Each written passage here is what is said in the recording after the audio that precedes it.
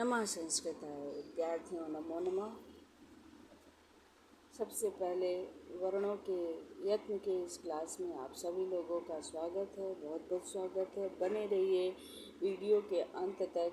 Video अच्छी लगे तो लाइक, सब्सक्राइब और कमेंट जरूर कीजिए। वर्णों के यत्न। प्रत्येक वर्णों के बोलने में मुख के भीतर और बाहर का कुछ स्थिति होती है। उस स्थिति को हम वर्णों के यत्न कहते हैं। वर्णों के उच्चारण में दो बातें होती हैं।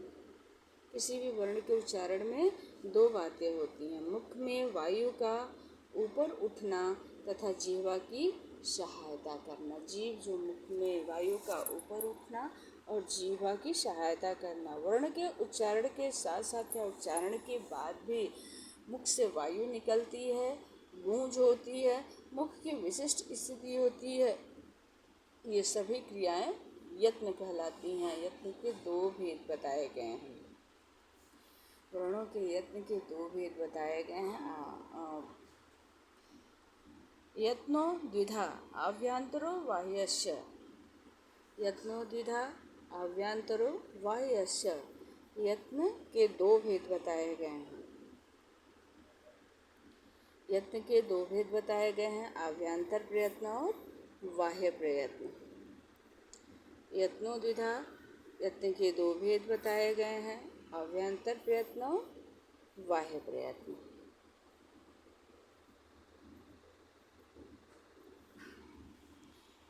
यत्नो द्विधा, यत्न के दो भेद हैं, आभ्यंतरो बाह्यस्य। आभ्यंतरो दो भेद कौन कौन से हैं? आभ्यंतरो बाह्यस्य, आभ्यंतर और बाह्य। यत्नो द्विधा, यत्न के दो भेद हैं। जिह्वा मुख के भीतर घूमती है और वायु का प्रवेश मुख में होता है। इन्हीं दो परिस्थितियों को हम वर्णों के यत्न कहते हैं। अर्थात बोलने से पहले मुख की जो स्थिति होती है उसे हम यत्न कहते हैं। यत्नो द्विधा, यत्न दो प्रकार के होते हैं, आभ्यंतरो बाह्यस्य, आभ्यंतर और बाह्य।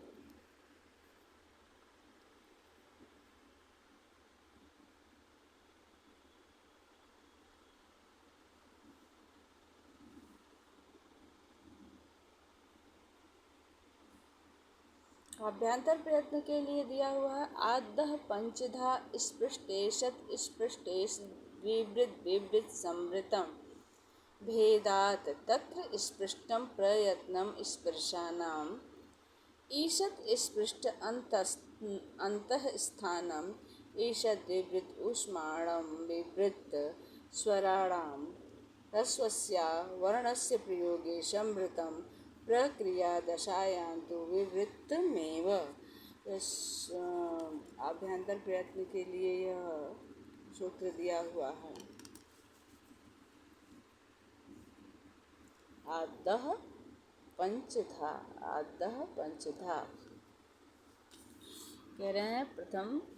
सर्वप्रथम तो आभ्यंतर यत्न 5 प्रकार का होता है। आद्यः पंचधा, आभ्यंतर यत्न 5 प्रकार का होता है। ईषत्, ईषत् स्पृष्टेशत, ईषत् द्विवृत विवृत संवृत भेदात्। कौन कौन से भेद हैं? स्पृष्ट, ईषत् स्पृष्ट, ईषत् द्विवृत विवृत संवृत। 5 भेद हैं। स्पृष्ट,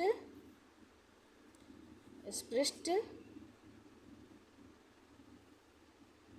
ईषत्, ईषत् स्पृष्ट द्विवृत विवृत संवृत भेदात्। ये इन भेदों से 5 प्रकार के भेद बताए गए हैं। तत्र स्पृष्टम प्रयत्नम, तत्र स्पृष्टम प्रयत्नम, उसमें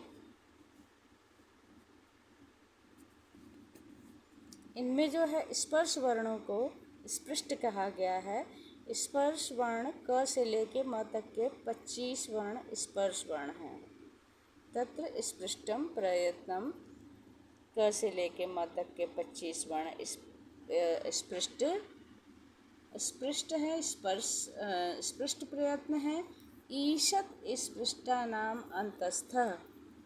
ईषत् स्पृष्टानाम् अन्तस्थः। ईषत् स्पृष्टानाम् अन्तस्थः।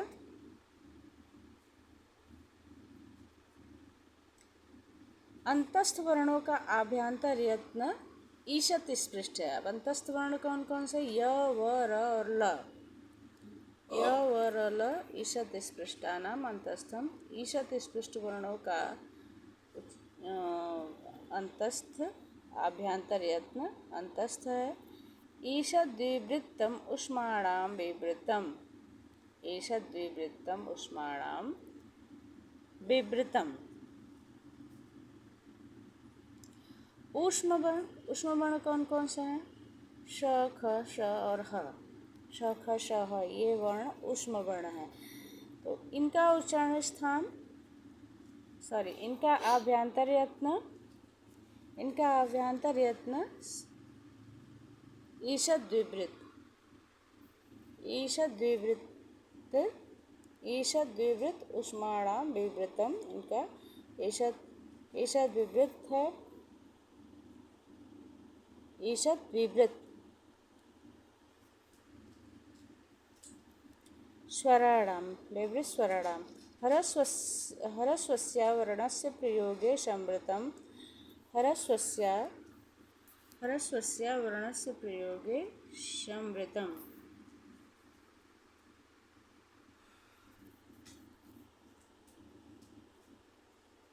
ह्रस्वस्य वर्णस्य प्रयोगे संवृतम। स्वरों का आभ्यंतर यत्न विवृत और ह्रस्व अ का उच्चारण में समृद्ध। स्वरों का आभ्यंतर यत्न विवृत और ह्रस्व का उच्चारण स्थान समृद्ध है। केवल प्रक्रिया दशायां तो विवृतमेव। प्रक्रिया दशायां तो विवृतमेव। प्रक्रिया दशायां तो विवृतमेव। प्रक्रिया दशा में मतलब जब संधि आदि करते हैं तो उस दशा में अ का आभ्यंतर यत्न विवृत होता है। समृद्ध यानी मुख में वायु का हल्का प्रवेश और विवृत मतलब मुख में वायु का प्रवेश ज़्यादा होना। समृद्धम।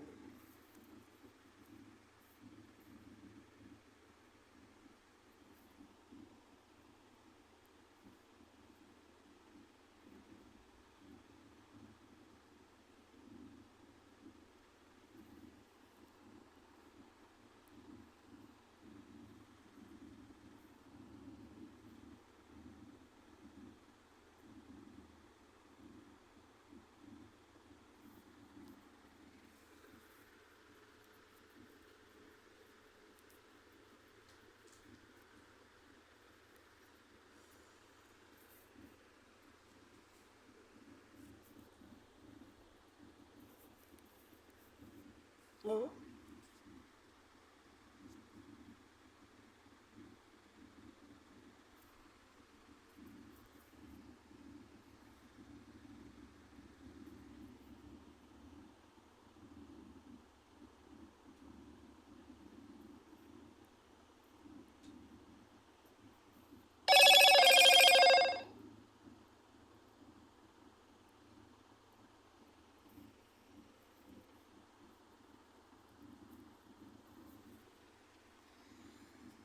तो स्वर आभ्यंतर यत्न मुख्यतः वर्ण के उच्चारण के समय जिह्वा की स्थिति पर आधारित है। जिह्वा की स्थिति कैसी है उस पर आधारित है। जब जिह्वा उच्चारण स्थान को पूरा स्पर्श करती है तो स्पृष्ट कहलाती है। जैसे क से लेके म तक के सभी वर्ण क्या हैं? स्पृष्ट हैं। जब जिह्वा थोड़ी स्पर्श करती है तो ईषद् विवृत कहलाती है। जब जिह्वा थोड़ा हट कर रहती है तो ईषद् विवृत कहलाती है। जब जिह्वा दूर रहती है तब विवृत और जब हट कर भी निकट रहती है तो समृत आभ्यंतर यत्न होता है। विवृत कंठ के पूरा खुलने और ईषद् विवृत में थोड़ा खुलता है, जिह्वा की स्थिति होती है। समृद्ध में प्रायः बंद रहते हैं और विपरीत दशा में जिह्वा का पूरा खुलना होता है। जब अ का उच्चारण किया जाता है तब वो ह्रस्व होता है, लेकिन जब उस अ को संधि इत्यादि में प्रयोग किया जाता है तो वह विवृत होता है। इस तरह से आभ्यंतर यत्न जिह्वा के मुख की स्थिति पर निर्भर करता है। बाह्य प्रयत्न।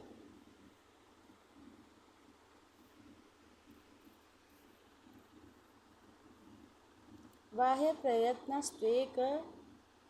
त्वेकादशधा। बाह्य प्रयत्न कुल 11 होते हैं। बाह्य प्रयत्न त्वेकादशधा। बाह्य प्रयत्न 11 होते हैं। विवारः, संवारः, श्वासो, नादो, अघोषो, घोषो, अल्पप्राणो, महाप्राण, उदात्तो, अनुदात्त, स्वरितश्चेति। उदात्तो, अनुदात्त, स्वरितश्चेति। खरो विवारा श्वासा अघोषाश्च हसः संवारा नादा घोषाश्च वर्गाणां प्रथम तृतीय पंचमा यडश्चाल्पप्राणाः वर्गाणां द्वितीय चतुर्थौ षोलश्च महाप्राणाः। बाह्य प्रयत्न की स्थिति बताते हुए कहते हैं कि बाह्य प्रयत्न त्वेकादशधा। बाह्य प्रयत्न 11 होते हैं। बाह्य प्रयत्न कुल 11 होते हैं। कौन कौन से 11 हैं? विवारः, संवारः, विवार, संवार, श्वासो, श्वास, नादो, नाद, अघोषो, घोष, अघोष, घोष, अल्पप्राणो, महाप्राण, अल्पप्राण, महाप्राण, उदात्तो, अनुदात्तः, उदात्त, अनुदात्त, स्वरितश्चेति। स्वरित, उदात्त, अनुदात्त और स्वरित के भेद से यह 11 होते हैं। बाह्य प्रयत्न का संख्या 11 होती है। आभ्यंतर प्रयत्न 5 और बाह्य प्रयत्न 11। तो 11 कौन कौन से हैं? विवार, संवार, श्वास, नाद, अघोष, घोष, अल्पप्राण, महाप्राण, उदात्त, अनुदात्त, स्वरित। यह 11 प्रयत्न जो है बाह्य प्रयत्न है। 11 प्रयत्न बाह्य प्रयत्न हैं, जिसमें खरो विवारा कहा गया है कि खरो विवारा खर प्रत्याहार का प्रयत्न है। विवार प्रयत्न वर्गों का दूसरा एवं प्रथम तथा श का बाह्य प्रयत्न विवार है। श का बाह्य प्रयत्न विवार है। विवार में श्वास अघोष है। विवार श्वास अघोष है। बाह्य प्रयत्न क्या है? विवार श्वास अघोष है। विवार श्वास अघोष है। इसके बाद खरो विवारा श्वासा अघोषाश्च। सूत्र में खरो विवारा श्वासा अघोषाश्च। स्वरो विवारा श्वासा अघोषाश्च। तो खर प्रत्याहार वर्ण में है वर्गों के द्वितीय एवं प्रथम तथा तीनों श का बाह्य प्रयत्न विवार है। तालव्य श, मूर्धन्य श, दंत श का बाह्य प्रयत्न विवार श्वास अघोष है। विवार श्वास अघोष।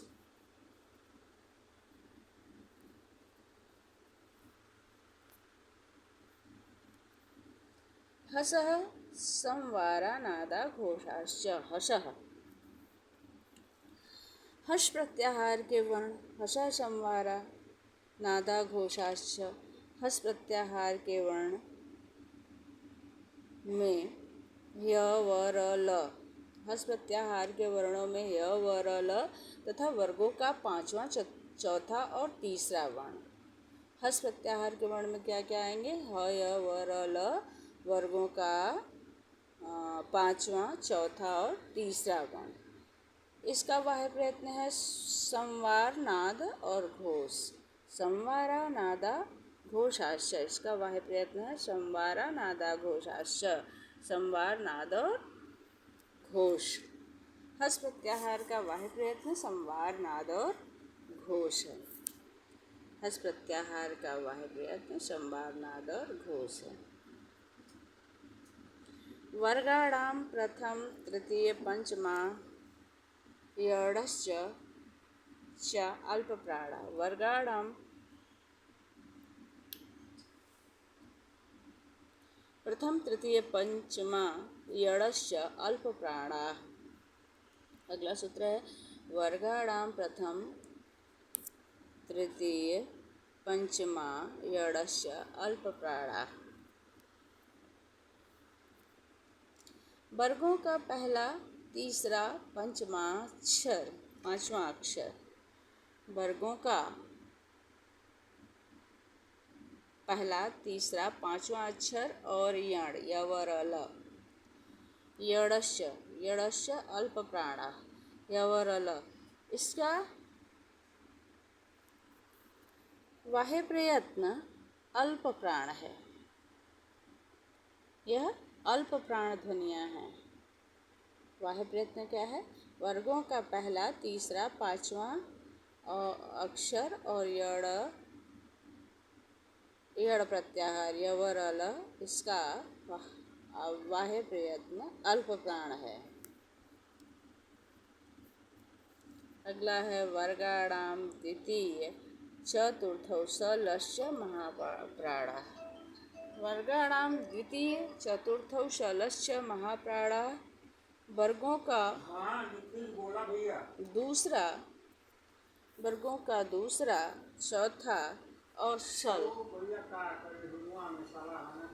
वर्गों का दूसरा, चौथा और सल प्रत्याहार। वर्गों का दूसरा, चौथा और सल में तीनों श और ह। तीनों श, तालव्य श, मूर्धन्य श, दंत श और ह। वर्गों का दूसरा, चौथा और सल प्रत्याहार में तीनों श, ख, श, ह। इन वर्णों का वाह्य प्रयत्न महाप्राण है। इन वर्णों का वाह्य प्रयत्न महाप्राण है। अब जिन वर्णों के उच्चारण के समय मुख खुला रहता है, उनका वाह्य प्रयत्न विवार कहलाता है। विवार का मतलब मुख का अधिक खुलना। मुख के अधिक न खुलने पर वाह्य प्रयत्न संवार होता है। जब मुख संकुचित खुलता है तो वह वाह्य प्रयत्न संवार होता है। जब वर्ण के उच्चारण के समय श्वास बराबर बाहर आती रहती है तब श्वास वाह्य प्रयत्न होता है। जब श्वास बराबर बाहर आती है तो श्वास प्रयत्न होता है। उच्चारण के समय नाद अर्थात गंभीर ध्वनि जब होती है तो नाद वाह्य प्रयत्न होता है। और उच्चारण के समय जब श्वास का कंठ के भीतर घर्षण होने से घोष होता है, गूंज होता है, गूंज ध्वनि होती है, तब घोष वाह्य प्रयत्न होता है। उच्चारण के समय जब कंठ के भीतर घर्षण होता है तो घोष ध्वनियाँ होती हैं। और जब श्वास का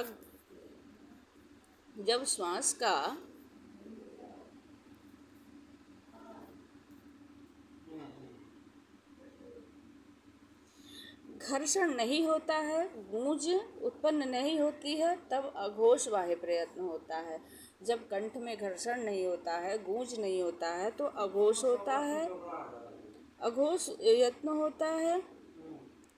और जिन वर्णों के उच्चारण के समय मूलाधार से उठने वाले प्राणवायु कम उपयोग होता है उनका वाह्य प्रयत्न अल्प प्राण होता है। मूलाधार मतलब नाभि से जब ऊपर कंठ की तरफ जब वायु का कम मात्रा में ऊपर उठना होता है तो अल्प प्राण होता है। और जिन वर्णों में वायु का अधिक प्रयोग होता है वहाँ महाप्राण होता है, महाप्राण होता है।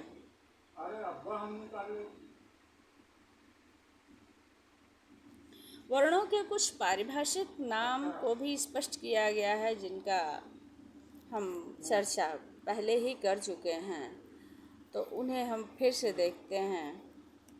कौन कौन से वर्ण स्पर्श हैं, कौन से अंतस्थ हैं, तो इसको ज़रा सा फिर से हम देखते हैं। सूत्र दिया हुआ है।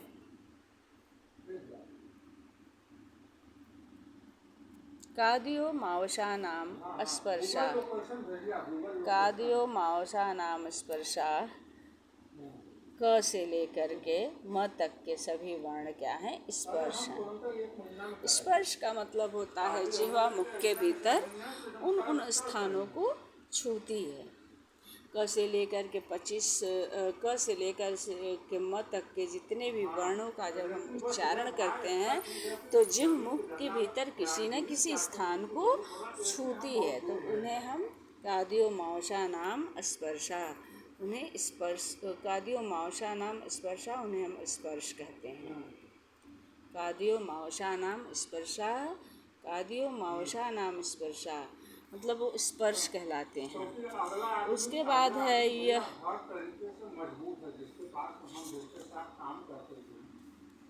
यड़ो अंतस्थाः, यड़ो अंतस्थाः, यण का उच्चारण स्थान अंतस्थ है। य व र और ल जो वर्ण हैं, य व र ल को अंतस्थ कहते हैं।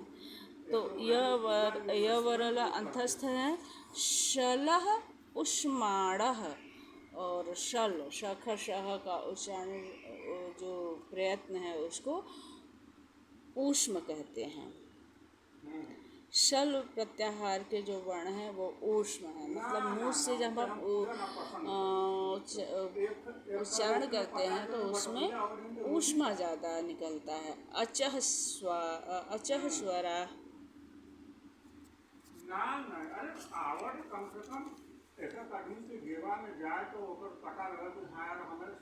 अचह स्वराः जिह्वामूलीयक, अचह स्वराः,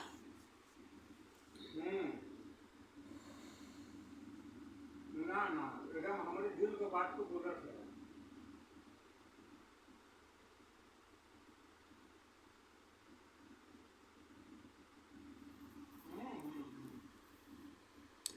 जिह्वामूलीयक जिह्वामूलीयक इति कखाभ्यां प्रागर्ध विसर्ग सदृश्यो जिह्वामूलीयः।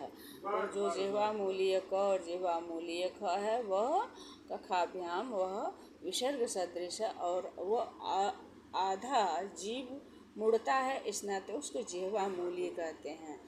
और पफाभ्याम, पफाभ्याम प्रागर्ध विसर्ग सदृश जीवा उपदमानीय प और उपदमानीय फ, ये इसमें भी फ ओठ अर्धमात्रा में मुड़ता है, प्रयत्न करता है, तो उसको हम यह भी प्रागर्ध विसर्ग सदृश है, उपदमानीय श है। अंग अह इत्यचः परावनुस्वारौ, अंग और अह ये दो जो ध्वनियाँ हैं, अंग का अनुस्वार है और अह विसर्ग है। अंग अनुस्वार है और अह विसर्ग है। अच स्वर है। जिह्वामूलीयक और जिह्वामूलीयक यह विसर्ग सदृश है, क्योंकि कंठ जिह्वा की स्थिति आधा मुड़ती है। प और फ, उपदमानीय प उपदमानीय फ, इस तरह से जो निशान बने होते हैं वो उपदमानीय होते हैं। उपदमानीय प उपदमानीय फ, यह पफाभ्याम प्रागर्ध सदृश उपदमानीय है, इसे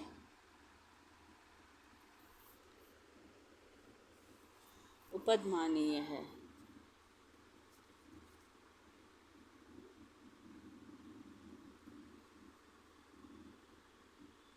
अनुस्वार और विसर्ग स्वर के बाद ही होते हैं। अनुस्वार विसर्ग स्वर के बाद ही होते हैं। अनुस्वार का उदाहरण अंग और विसर्ग का उदाहरण अह है। धन्यवाद।